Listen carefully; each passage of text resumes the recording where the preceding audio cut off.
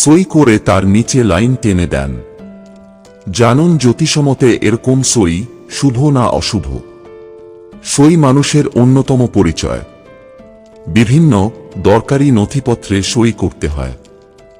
আবার কোনো বিখ্যাত মানুষের সঙ্গ দেখা হলে অনেক সময় তার থেকে সই নিয়ে থাকি। ওই বিখ্যাত মানুষের সঙ্গে যে আমার কখনো দেখা হয়েছিল, তার স্মৃতিস্বরূপ এই স্বাক্ষর গ্রহণ। কারণ সই হল মানুষের প্রতিনিধি। এই কারণে সই সঠিক হওয়া জরুরি। সই কেমন হলে তার শুভ প্রভাব আমাদের জীবনে পড়ে তা জানানো আছে জ্যোতিষশাস্ত্রে। অনেক সময় সই করে তার নিচ দিয়ে অনেকেই একটা লাইন টেনে দেন। সইয়ের নিচে লাইন টানা শুভ না অশুভ? জেনে নিন এই বিষয়ে কি বলেছেন জ্যোতিষবিদরা। 1. সইয়ের নিচে বড় লাইন। জ্যোতিষশাস্ত্রে সই নিয়ে অনেক পরামর্শ দেওয়া আছে।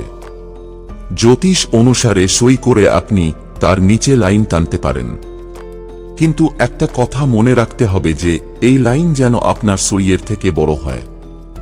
যতটা জায়গা নিয়ে আপনি সই করছেন তার থেকে বেশি জায়গা নিয়ে লাইন টানুন। জ্যোতিষ অনুসারে সইয়ের নিচে টানা লাইন যদি আপনার সইয়ের থেকে ছোট হয়, তাহলে এর অশুভ প্রভাব আপনার জীবনে পড়তে পারে। 2. সইয়ের নিচে বাঁকা লাইন। এর পাশাপাশি আরেকটা কথা মনে রাখতে হবে যে সইয়ের নিচে টানা লাইন যেন সোজা হয়। সইয়ের নিচে টানা লাইন যদি বক্ররেখা হয়, তাহলে তা আপনার উন্নতির পথে বাধা সৃষ্টি করবে। খেয়াল রাখুন সইয়ের নিচে টানা লাইন যেন কোনোভাবেই নামকে কেটে না দেয়। এর ফলে আপনার উন্নতি থমকে যাবে। এই সইয়ের অশুভ প্রভাব আপনার জীবনে এমনভাবে পড়বে যে চেষ্টা করেও জীবনে উন্নতি করতে পারবেন না আপনি। 3. সইয়ের নিচে একাধিক লাইন। সইয়ের নিচে আপনি লাইন টানতেই পারেন, কিন্তু তা যেন কখনোই একের বেশি না হয়। অনেকে সইয়ের নিচে একাধিক লাইন টানেন। এই অভ্যেস একেবারেই ঠিক নয় বলে সাবধান করছেন জ্যোতিষবিদরা। সইয়ের নিচে একাধিক লাইন আপনার মনে সংশয় ও দ্বন্দ্বের জন্ম দেবে।